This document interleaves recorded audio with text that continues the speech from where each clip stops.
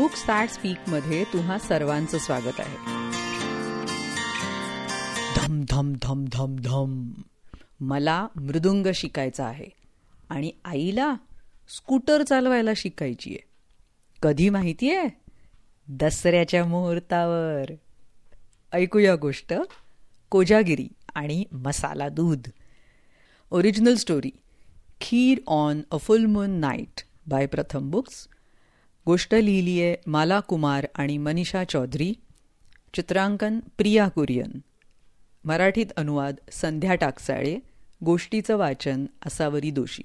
ही गोष्ट प्रथम बुक्सच्या ऋतुचक्र या सिरीजमधली आहे.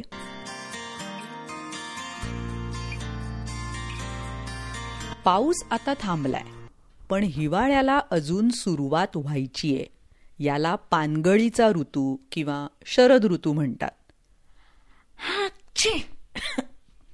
सर्दी झालीये मला. हवेतल्या या बदलामुळे खूप लोक आजारी पडतात.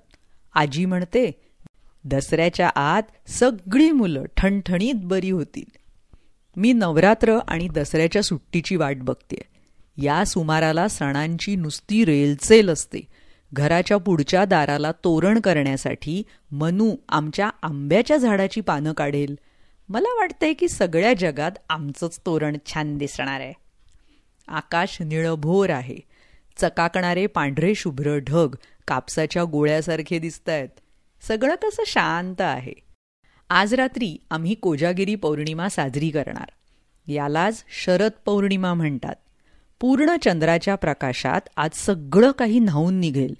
आम्ही रात्री खूप वेळ जागणार आणि मग आटवलेलं मसाला दूध पिणार.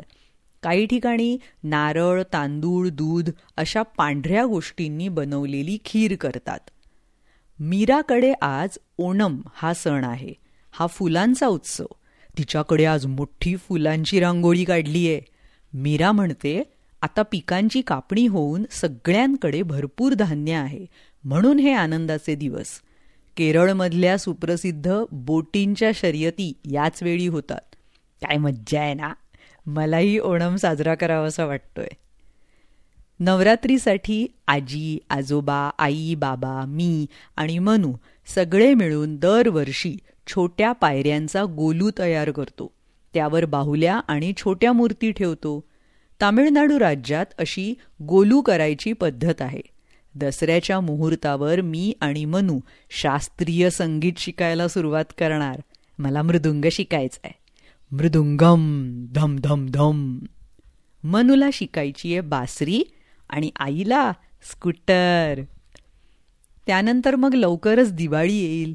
अमावास्येच्या दाट अंधारात पणत्या आणि दिवे यांनी उजळलेली घरं कशी सुंदर दिसतील. काही लोक उघडमीट करणाऱ्या लाईटच्या माळा लावतात. मला फटाके उडवायला आवडतात, पण शाळेतले शिक्षक म्हणतात त्याने वातावरण दूषित होतं.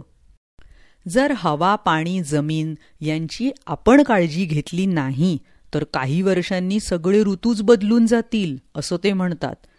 मला नवल वाटतंय की असं कसं होत असेल. आता थंडी तर वाढायला लागलीये. पावसाळा आणि हिवाळा यांच्यामधला हा हेमंत ऋतू असं आजी म्हणते. भारतात हा ऋतू अगदी छोटा असतो.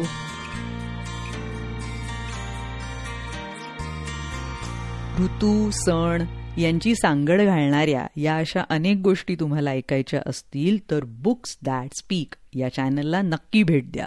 यूट्यूबवर, वेगवेगळ्या पॉडकास्टिंग चॅनल्सवर. Website www.booksthatspeak.com. Instagram ID books that speak. भेटूया लवकरच पुढल्या प्रस्तुतीत. Bye bye. धन्यवाद.